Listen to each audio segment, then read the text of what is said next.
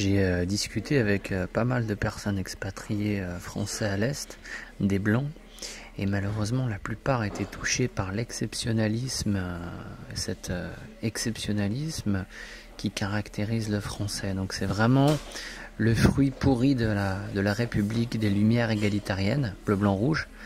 Donc le mec, en fait, même quand il se prétendra de droite ou raciste, du racisme mou, on va dire, il y aura un substrat indécrottable. Donc en fait, le mec aura une espèce de un rêve lumineux dans le coin de sa tête qui voudra à tout prix exaucer, quoi.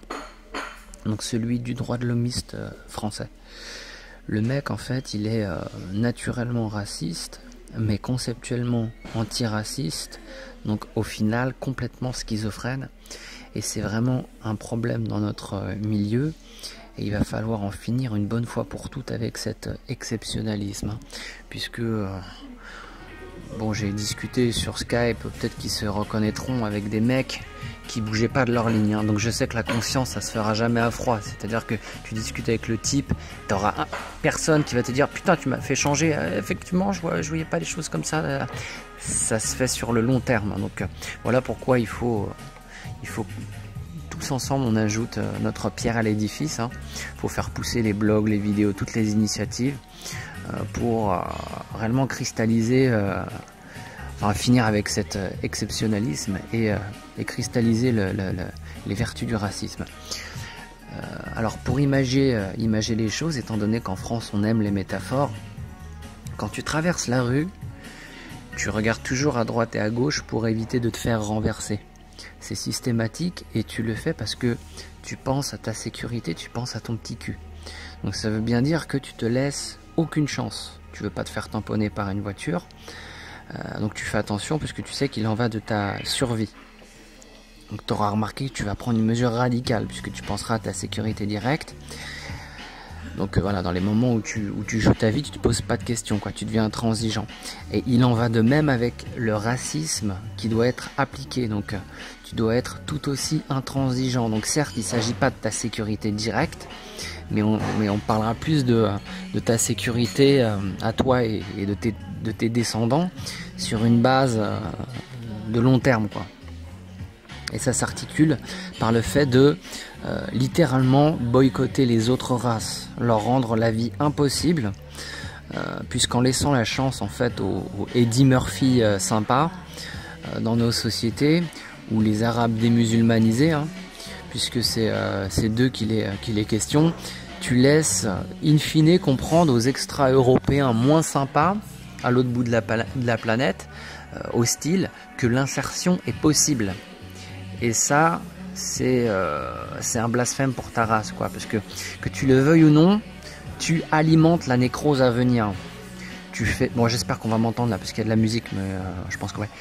En fait, tu fais accélérer le processus de téléphone arabe, hein. Tu connais cette expression, elle vient pas de nulle part. C'est que les informations vont très très vite et tu hâtes la marronisation de ton pays. Donc cette même marronisation que tu as réussi à fuir tant bien que mal en France, et on s'en rappelle tous, les premiers maghrébins en France étaient des blédards édentés très sympas. Donc ils servaient le thé aux Français, les mecs, enfin les gonzesses, c'est pareil, musulmanes réfléchissaient à deux fois avant de mettre le voile. Et voilà, donc les Français trouvaient ça fantastique à l'époque en disant que putain, regarde, il est bosseur, incroyable, regarde, Mohamed il mange du saucisson, c'est super. Plus français que les Français, quoi. Donc voilà, et t'ajoutes à ça également une propagande dans le genre Aïcha de Khaled ou la Funky Family.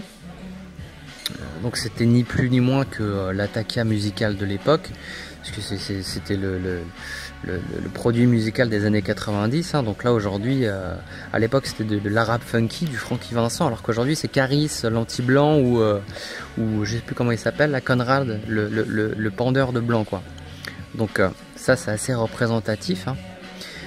Ça veut dire que la légèreté du moment en fait appelle l'extrémisme du futur, quoi.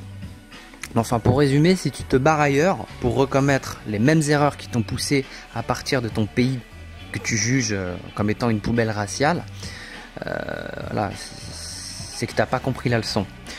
Donc en fait, tu es un ancien alcoolique qui va doucement recommencer à aller au bistrot pour reprendre ses sales habitudes.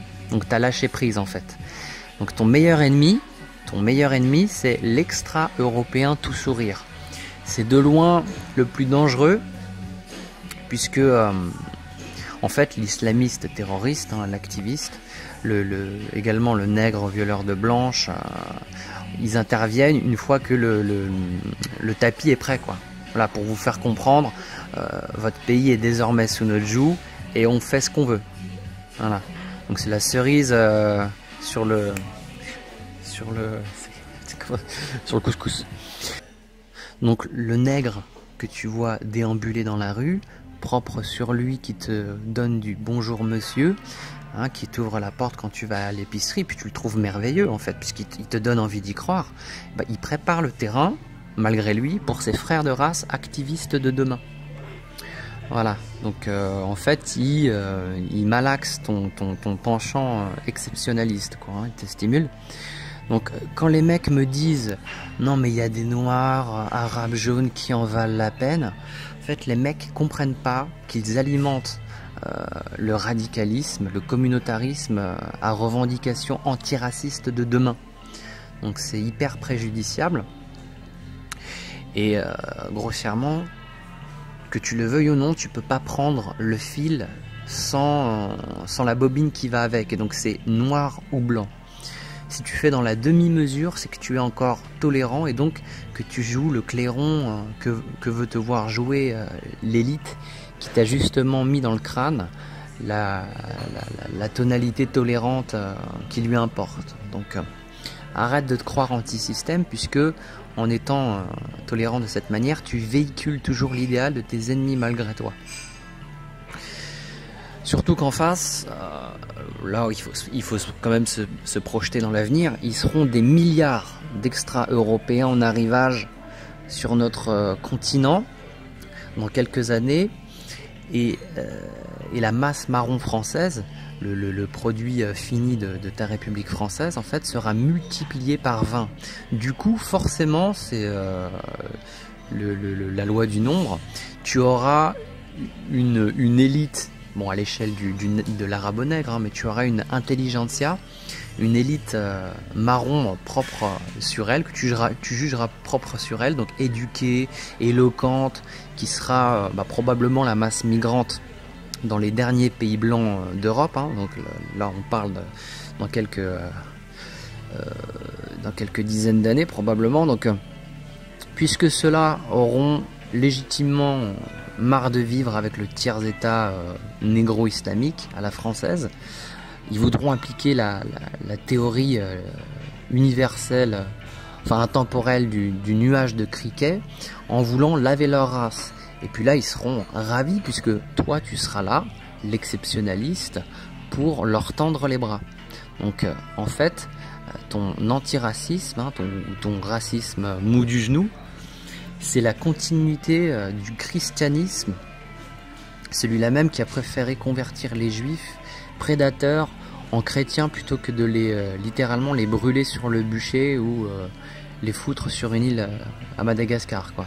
Donc le résultat, c'est que l'Europe tout entière, grâce à ta devise de la compassion, de l'exceptionnalisme, cette devise-là, historiquement, a réussi à convaincre les juifs de se donner des airs de chrétiens. Donc techniquement on les a appelés les maranes, donc des chrétiens sans reproche, pour se mettre les goïms naïfs dans la poche. Et là vous êtes encore trop idéaliste et jouez le jeu du parfait gentil. Donc vous continuez d'être la risée des juifs qui ne vous appellent pas gentil pour rien, quoi. Voilà, donc Vlad Tepes, lui, il s'est pas dit qu'il fallait discuter pendant 30 minutes avec chacun de ses ennemis ottomans pour, à un moment donné, définir un profil psychologique, à savoir si cet ottoman, au final, il était intégrable ou non dans notre cher continent européen, dont il a été, puisque la situation était critique. Il en a quand même empalé 10 000 pour en dissuader 1 million, hein. C'était quand même sa recette à lui. Et voilà, ça c'est la fatalité de la protection de ton sang, de ton territoire, de ta culture, de tes femmes, de ta race. Et ce qui est regrettable, c'est que les derniers pays blancs vous proposent l'option de vous endormir dans un jardin d'Éden en oubliant pourquoi vous avez quitté votre territoire occupé. Donc à la limite, moi personnellement je me sens coupable de vivre dans ces pays-là, parce que je me dis que j'ai une ardoise.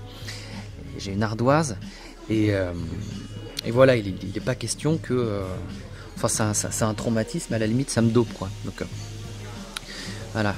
Du coup, tu auras vite fait de t'endormir dans tes initiatives entrepreneuriales ou les nichons de ta meuf, en oubliant peu à peu, avec le temps, la question épicentrale qui est raciale. Puisque un pays blanc sain, donc racialement pur, ça s'entretient. Tu peux pas uniquement profiter des acquis de ton nouveau pays blanc d'accueil, puisque ça se mérite, au même titre que lorsque tu te sens bien dans ta chambre après avoir fait le ménage pendant 30 minutes, en appréciant ton parfum dans sens de niaque.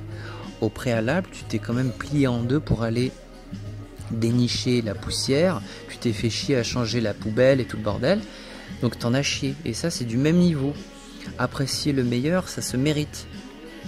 T'auras beau te cacher derrière tes intentions altruistes, empathiques, de mec qui laisse sa chance à l'autre, au final, tu laisseras un cadeau empoisonné à ta descendance, puisque les enfants de tes Eddie Murphy, de ta masse que tu jugeras compatible, puisque l'arabe que tu as rencontré t'a tenu la porte au supermarché, bref. Donc, par le biais de la logique raciale, ils seront amenés tôt ou tard à faire valoir le panafricanisme ou l'islam ou bien le métissage, puisque le racisme est au-dessus de toutes les conventions européennes, c'est au-dessus de tout. Donc ça c'est biologique, c'est naturel. Là vous prenez l'exemple du passage viral qui traîne sur YouTube quand Antoine de Maximi, le bon goyim, se fait bousculer par une famille de youpins. Malgré son sourire de goyim sympa, Antoine de Maximi, hein, en face, ils sont intraitables. Rachel, elle est intraitable, Moshe aussi, et ses petits-enfants sont élevés selon ses préceptes. Voilà. Donc, ils sont intraitables sur la question du mélange racial. Et ils appliquent à la lettre le précepte de boycott et de ségrégation raciale qui appartenait également à la lignée des nationaux-socialistes ariens, quoi. Donc ils savent ce qu'il faut faire pour se préserver, et ils savent également qu'il faut vous attendrir par le biais de tous ces préceptes, la tolérance et compagnie, quoi. Donc en étant à demi-raciste, donc en fait tolérant, puisqu'il n'y a que deux options, hein, la tolérance ou l'intolérance. Tu peux pas être entre les deux. Si tu es entre les deux, c'est que tu es tolérant, hein, automatiquement. Voilà, donc en fait tu es le produit fini de ta république, celle que tu as quittée et que tu vas transposer ailleurs, et en fait qui va sur le long terme défigurer ton nouveau paradis, ton pays d'accueil, quoi. Voilà, donc le youpin, pour en revenir à lui, il bouscule les autres races en chantant, puisque les notions de préservation raciale sont très ancrées chez les juifs. Simplement le blanc, hein, toi, qui plus est le français conceptualisé, hein, et sa soif d'exotisme légendaire, lui, il aura l'impression de faire le mal, puisque c'est très profondément ancré dans son logiciel mental. Voilà, la tolérance, la compassion, la générosité pour tous. Donc, voilà, mais si vous devez bousculer votre nature de blanc sympa, il faut le faire, puisque l'heure est grave. Et vous devez faire en sorte à ce que l'étranger se sente réellement de trop. Donc, tu vois, par exemple, petite anecdote, là, il y a 2 semaines, ma nana était fière de me faire son comment on dit, son merde, son petit rapport. Elle m'a dit, tu sais, à un moment donné, je me suis baladé dans une rue et j'ai dévisagé une pacate, une étudiante du Gange, et pour lui faire comprendre que je la déteste, quoi. Et dans ma tête, je me suis dit, putain, le travail a été fait, puisque... Alors, il y a toujours eu un substrat raciste, hein, chez Manana. Donc ça, c'est le substrat du slave moyen. Donc il y a réellement un tremplin, quoi. Mais en fait, si tu veux, mentalement, il y avait une case, la case raciste, qui était vide. Et moi, je l'ai remplie, en fait, hein, avec mes valeurs nationales-socialistes. Et donc, du coup, elle arrivait à finition, quoi. Et elle m'a dit, hey, je l'ai dévisagé, elle savait plus où se mettre et tout. Bon, bah, c'est exactement ce qu'il faut faire. Donc, eux, les Youpins, ils ont leur Rachel qui ont été bien lobotomisés au racisme et à la ségrégation raciale, hein, pour que Israël continue d'être Israël. Bon, bah, vous, c'est à vous de faire de même. Voilà. Donc, c'est tout simplement. Alors, certains diront, ouais, tu copies les juifs et tout. Enfin, le reproche primaire. Mais ça fait partie du verset national-socialiste, hein, que de pratiquer la ségrégation raciale et voilà, de les persécuter, quoi.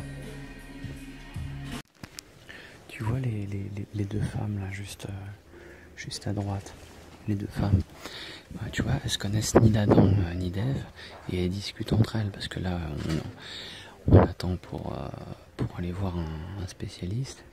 Et donc les deux gonzesses judge normal, alors qu'elles se connaissent même pas.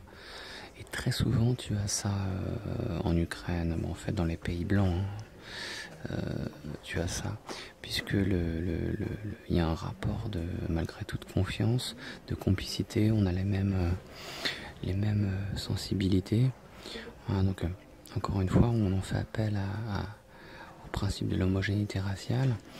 C'est également, tu regardes les trains, c'est très criant dans les trains, les vieux trains ukrainiens, puisque tu es confiné dans des petits espaces, et tu es obligé de dormir dans une cabine et partager cette cabine avec 3 personnes. Et très souvent ça part en orgie gastronomique, c'est-à-dire que tu as la grand-mère qui sort à bouffer, tu as les deux mecs qui se connaissent pas mais qui vont tout de même discuter, pareil, ils vont sortir les binous, et à 22-23 heures, extinction des feux, tout le monde dort, mais entre temps il y a eu interaction sociale, quoi. Et ça c'est très très sain pour une société, et ça c'est tout simplement ce qu'on nous a retiré en France, hein. Voilà. Puisqu'on est dans l'aigreur, la méfiance permanente, étant donné qu'on vit dans une société multiraciale. Et là, tu vois, il y aura une bamboula et une blanchette, elle n'aura pas discuté comme ça, quoi, dans un contexte franco-français.